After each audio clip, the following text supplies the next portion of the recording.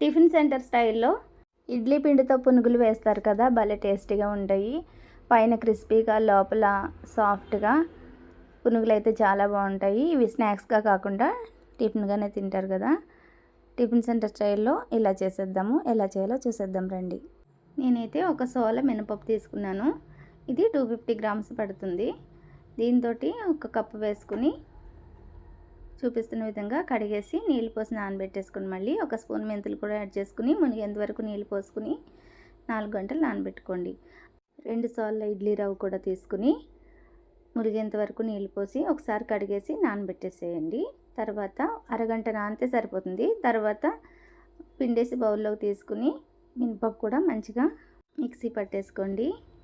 గ్రైండర్లో వేసుకున్నా కూడా మంచిదే, ఏది అవైలబుల్ ఉంటే అది వేసేసుకుని పిండి మెత్తగా రుబ్బేసుకుని ఈ పిండేసి పెట్టుకున్న ఈ రవ్వలో వేసేసేయండి. రవ్వ పిండి మంచిగా కలిపిన తర్వాత నేనైతే ఒక అరగంట పక్కన పెట్టేసుకున్నాను.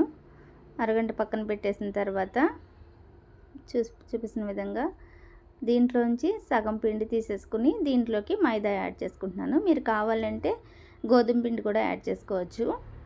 మన పిండి కన్సిస్టెన్సీని బట్టి మైదా యాడ్ చేసుకోవాలి. అంటే లూజ్గా ఉంటే ఆయిల్ ఎక్కువ పీల్చేసుకుంటుంది కదా, ఇలా యాడ్ చేసుకుని నేనైతే 3 స్పూన్లు మైదా యాడ్ చేసుకుని చిటికెడు వంట సోడా కూడా యాడ్ చేసుకున్నాను.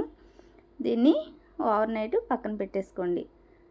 చూసారా, ఈ విధంగా పెట్టేసుకుని మార్నింగే కొంచెం జీలకర్ర, కొంచెం తరిగిన కరివేపాకు, తరిగిన పచ్చిమిర్చి కూడా వేసుకోండి. పచ్చిమిర్చి అయితే కొద్ది పెద్ద ముక్కలే కోసుకున్నాను. తీసుకుని తినడానికి బాగుంటాయి కదా పిల్లలకి.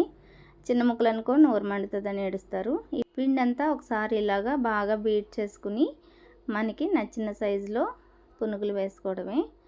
పునుగులు అనేవి 2 పక్కలన మంచిగా గోల్డెన్ బ్రౌన్ కలర్ వచ్చేంత వరకు ఫ్రై చేసుకుని తీసేసుకోండి.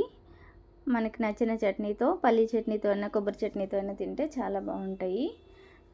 చూసారా, పైన క్రిస్పీగా లోపల సాఫ్ట్గా పునుగులు అయితే చాలా బాగున్నాయి. చూడడానికి కూడా ఆయిల్ కూడా తక్కువ పీల్చుకుంటాయి. ఈ వీడియో మీకు నచ్చినట్లయితే please do subscribe. Thanks for watching.